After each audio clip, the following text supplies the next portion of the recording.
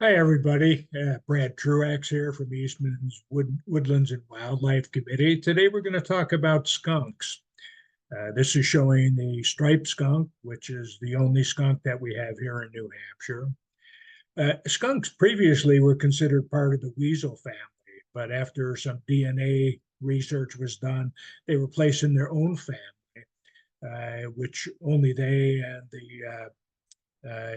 the stink badger are part of. The striped skunk is seen throughout the United States and southern Canada. The spotted skunk, on the other hand, is seen in western, midwestern, and southern U.S.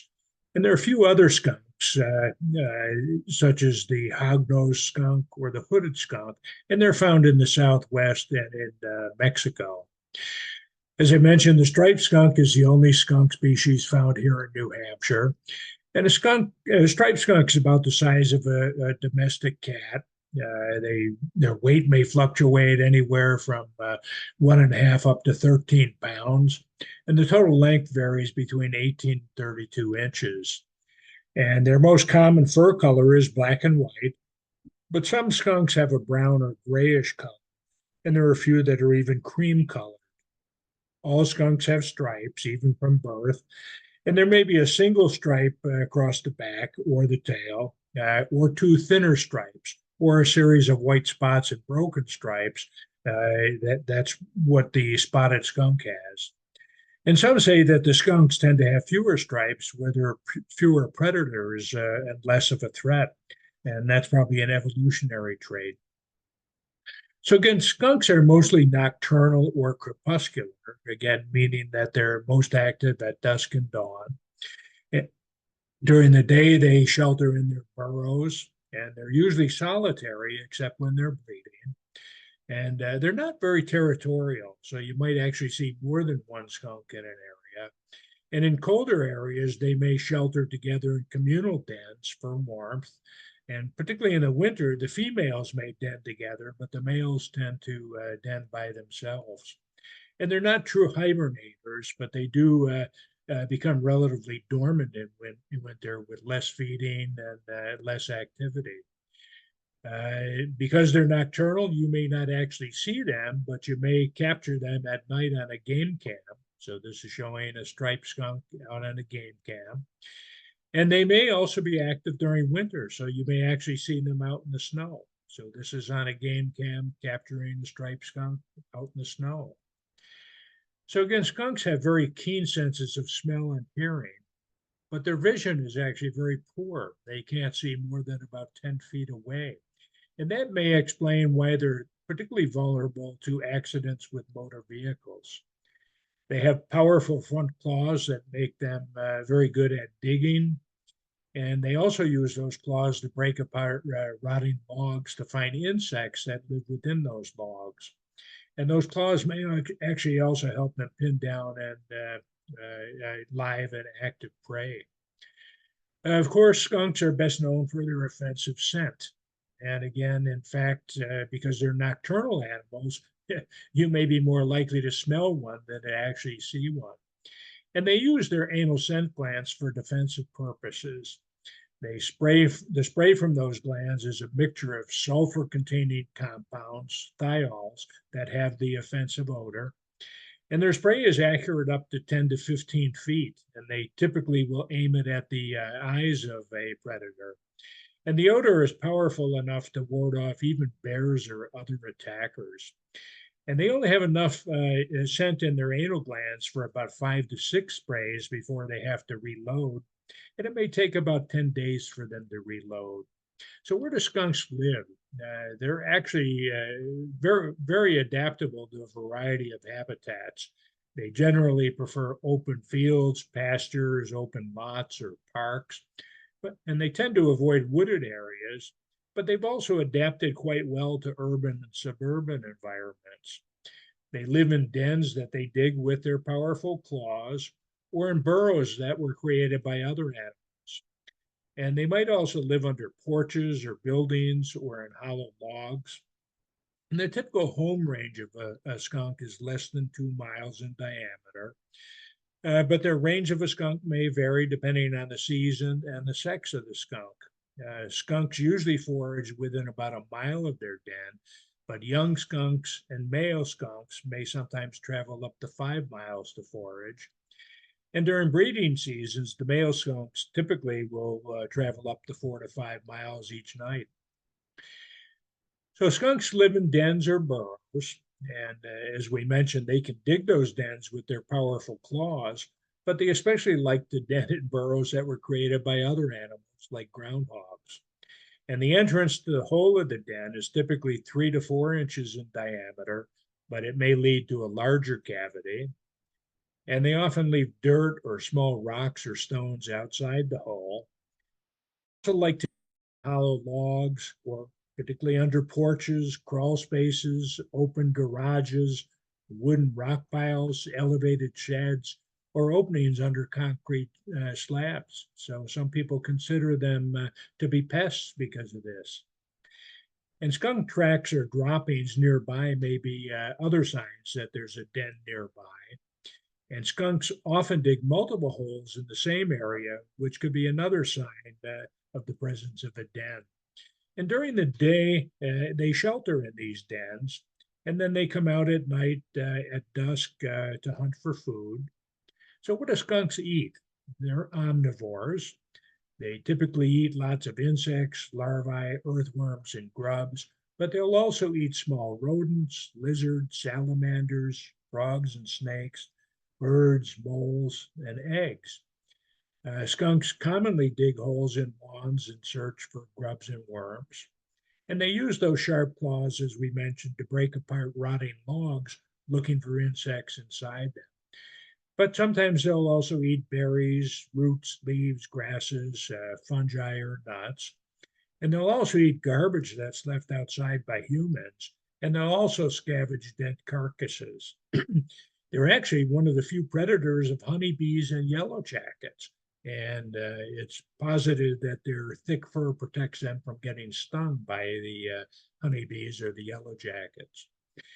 Their diet does vary by season. They eat lots of insects and bugs like beetles and crickets and larvae, particularly as they come out in the spring. And especially in summer, they'll dig those holes in lawns searching for grubs and worms. And they'll sometimes eat agricultural vegetation like corn, which may come out later in summer or in fall. And they hunt small mammals like white-footed mice and voles. And they'll also eat eggs from ground nesting birds like quail and wild turkeys. And they often scavenge carrion. We've even seen game cam pictures of them eating a carcass right alongside a coyote. Uh, in winter, skunks are not true hibernators. In the fall, they begin to build up fat stores in preparation for winter.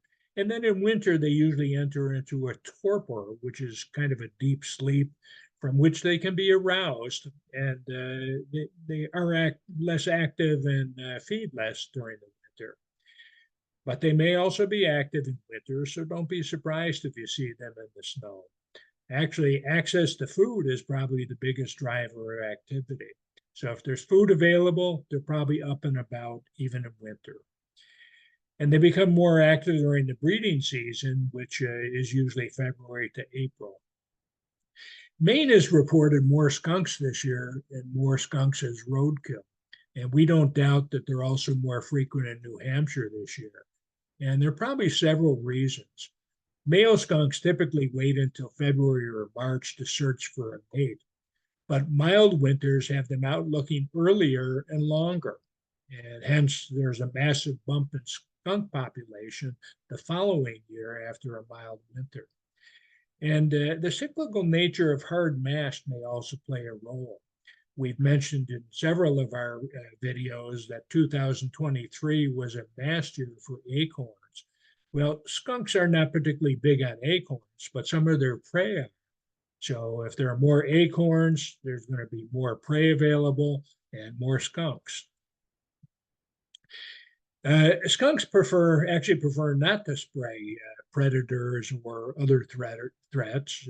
Before resorting to spraying, skunks will hiss, they'll stomp their feet, raise their tail, and then they go into a more threatening posture, the headstand. They stand on their front legs with their hind legs spread out and their tail raised. This is showing a striped skunk that's getting ready to do a headstand. I mentioned stopping their feet. Before resorting to spraying, they often hiss and stomp their feet. And this baby skunk already has the stomping down pat. They stomp as a warning when they're threatened. I've never seen this type of a pattern in any other animal.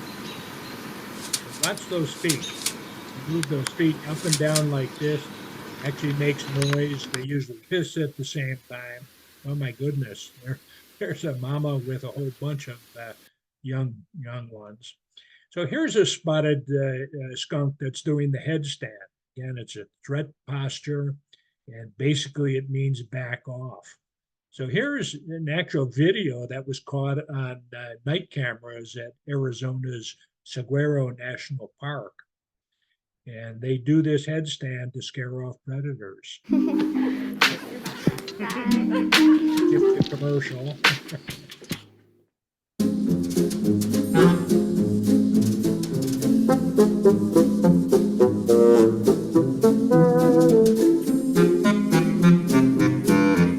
Just incredible. On his front legs, back legs are splayed out. So that's the headstand. Skunks do have a number of vocalizations. They're generally very quiet animals, but they can make a variety of sounds. They can squeal, hiss, screech, whimper, grumble, and smack their lips. And we've already shown you how they can stomp their feet, which makes loud sounds. And these noises are used to communicate fear, pain, contentedness, or to intimidate predators. Skunks usually mate in early spring. The male skunks are polygamous. The female digs a den, and she alone cares for the young. And the litters are usually 4 to 7 kits. They're born in early summer after about a 60-day gestation. And the young are blind and deaf, but they already have some soft hair.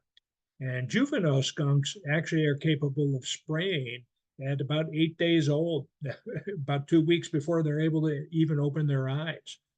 And they grow pretty rapidly, and at 2 months, they're fully weaned and have fully operational scent glands. And they usually stay with their mother throughout the winter, and then they're ready to breathe on their own the following year. Skunks do have a few predators. Some larger mammals like coyotes, foxes, bobcats, and cougars may eat skunks, but they have to be very hungry and unable to find any other food before they'll attack a skunk. Perhaps the most frequent predator of the skunk are large birds, particularly the great horned owl.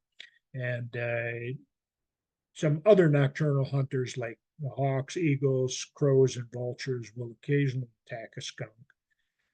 Domestic dogs also kill skunks, and skunks often die as a result of road accidents.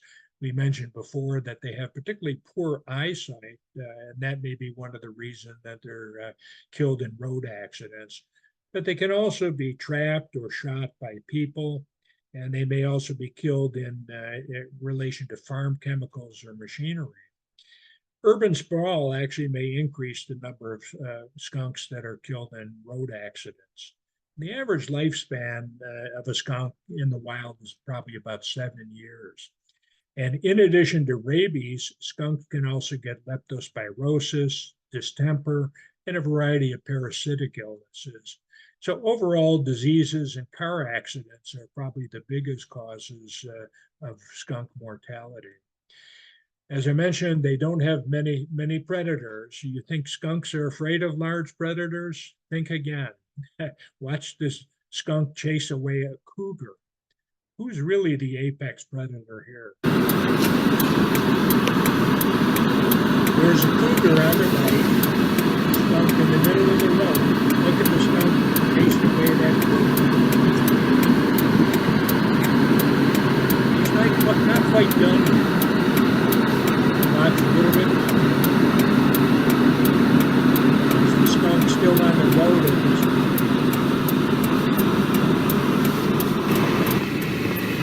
the cougar out in the brush.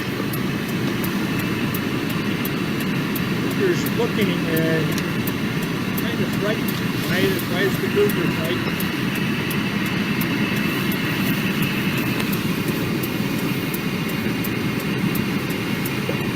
Because here comes the skunk. Look at that skunk chase that cougar. So who's really the apex predator there? And some animals simply don't know any better. Here's an inquisitive young bear that sees the skunk, and the striped skunk does the posturing thing, and the bear persists, and boom, the bear's going to get sprayed in the face. Oh, he's chasing a skunk. Sorry. Yeah, the bear's running after a skunk and it's standing like 3 feet in front of him. Oh, the skunk just charged at the bear with his tail raised. Oh my word, this is really funny. I got it on camera. I'm recording it. Oh, the bear just got sprayed and ran away. Oh, it's Okay. But there's one predator that they can't escape, and that's the great horned owl. That's their most feared predator. And they can attack a skunk even though the skunk may weigh 3 times their own weight. They're both out at night. And here you can see on the way to get this poor striped skunk here is a great horned owl. And the owls don't seem to be concerned about the odor. And the fact that they can swoop down suddenly and silently makes them very feared predators of the skunk. You can actually watch this incredible video at this URL. You can click on that, particularly in the attached the PowerPoint that we'll post on the Eastman web portal. Or you can simply Google owl attacks skunk and see that incredible video. But here is a short version of the video, and it shows a great horned owl swooping down in the dark to attack this unsuspecting striped skunk. They're both nocturnal animals, but the silent flight of the owl left this poor skunk helpless. Such is nature's food.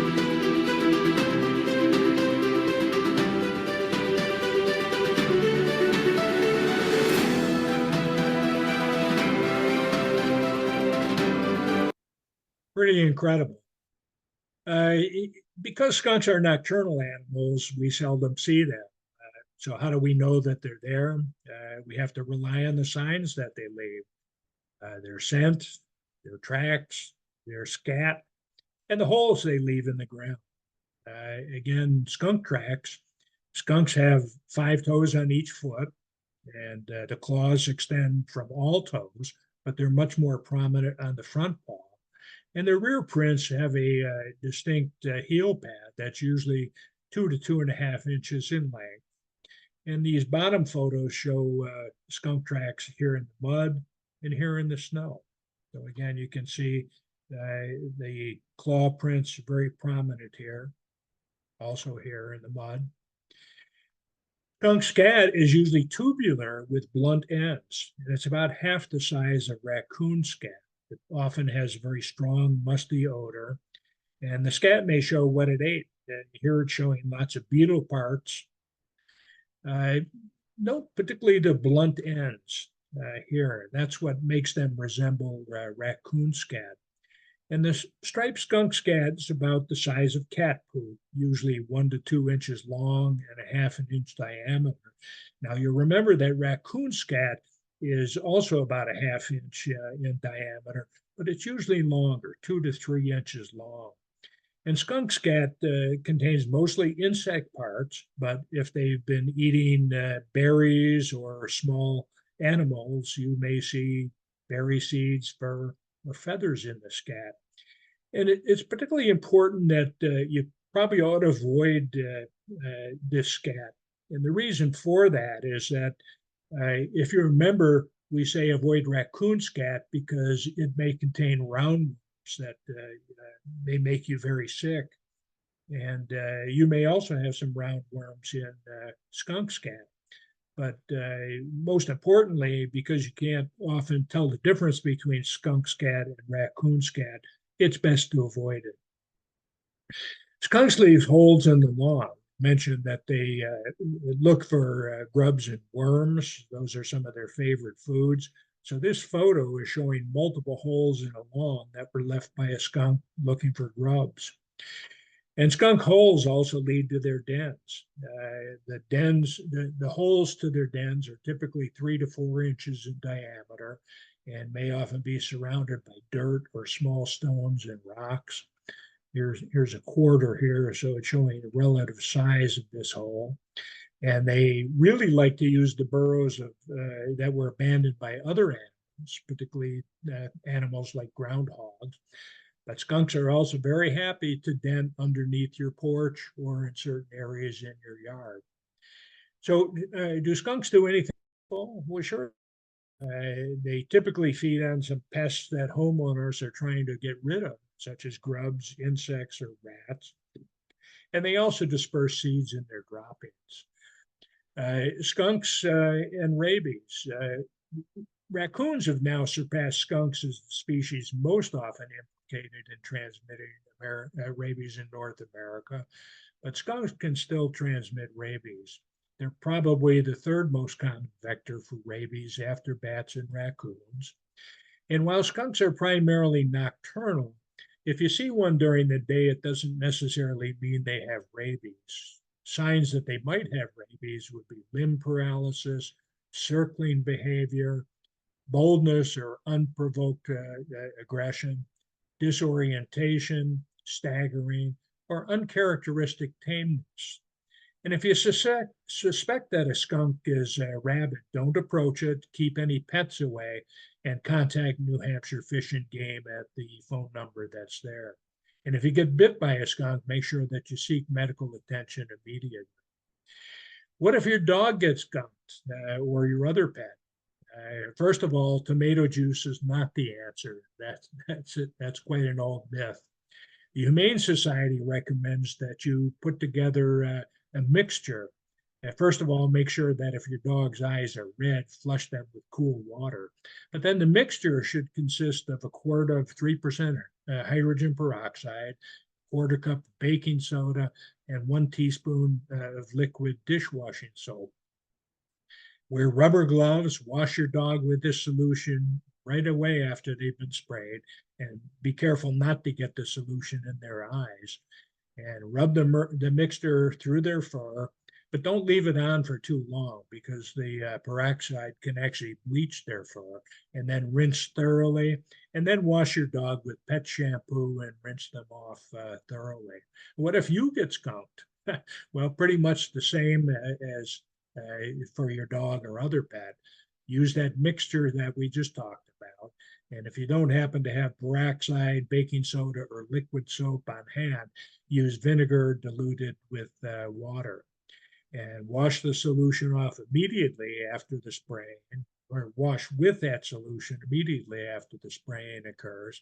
Be careful not to get that solution in your eyes, and rinse thoroughly once you're done. The smell should be gone. You can rid your clothes of the smell by using regular laundry detergent mixed with a half cup of baking soda. And be careful not to pre-mix and store that mixture above because it could become potentially explosive. So what if there's a skunk on your property? Again, we mentioned they can be nuisances when they camp out on your property. And they can dig holes in your lawn or your garden looking for grubs. And they can be attracted to things like garbage or pet food that was left out at night. And they may also see potential denning sites on your property, such as under your porch, crawl spaces, open garages, wood and rock piles, elevated sheds, or openings under concrete slabs. So what if there's a skunk under your porch? If you suspect the skunk that's under your porch, Humane Society recommends doing the following. Loosely plug the hole or multiple holes with soil, leaves, straw, or crumpled paper or other material. And if a skunk is present, it will easily push its way out overnight and reopen the hole. And if the hole remains undisturbed for 2 or 3 nights, maybe a little bit longer in the winter months, it's safe to assume that the hole is unoccupied and can be filled. And remember to check the hole for baby skunks before you fill it in. And if you do find kits, place them under a cardboard box or a basket near the original den. The female, the mother, will come back. She'll tip over the basket and rescue those kits. And if you're not sure they've all left, you can consider leaving a one-way door over the hole for a few days. And once they're gone, and you're pretty sure there are no more in there, you can permanently exclude the skunks or other den-seeking creatures like groundhogs with an L-shaped footer of welded wire or similar barrier. What about repellents? Used kitty litter may facilitate getting the skunk to leave. If you remember, used kitty litter kind of has an ammonia-like smell. And fox urine is said to be very effective at scaring off skunks, but the Humane Society actually discourages use of predator urine because of the inhumane ways that that urine is obtained. And products containing capsaicin, which is the active compound in spicy peppers, may also be used, but usually it's not needed. Bright light or noise can help get the skunk to move, but beware it might spray you on the way out. So what if there's a skunk in your garage? Skunk may wander into your open garage, but it's likely going to wander back out once it's given the opportunity. So make sure your garage door is open before dusk. And a skunk, because skunks are nocturnal, they'll typically leave the garage at dusk, and then you can close the door later in the evening. But take care to make sure the skunk had not first established a den and given birth in your garage. And again, as before, if you do find any kits, place them under a cardboard box or a basket near the original den, and the mother will come back and she'll tip over the basket and rescue those kits. And remember, don't store bags of open bird seed or other potential foods in your garage. And it's not just skunks that may come in your garage, but bears and other animals can smell them and may enter your garage. So how about this term skunked? You can get skunked in the game cribbage or a card game or an athletic event. And basically that means you got trounced without even scoring a point. And getting skunked while fishing meant that you caught no fish. And getting skunked by someone who took off without paying you means that they didn't pay you for goods or services. So where did all these phrases come from? The answer? Actually, we got skunked trying to find out where the phrase came from. So again, that's skunked. Hopefully you won't get skunked either by the spray of a skunk or by any of those things in the phrase. So again, we hope that you'll come back again, and that's all we have today.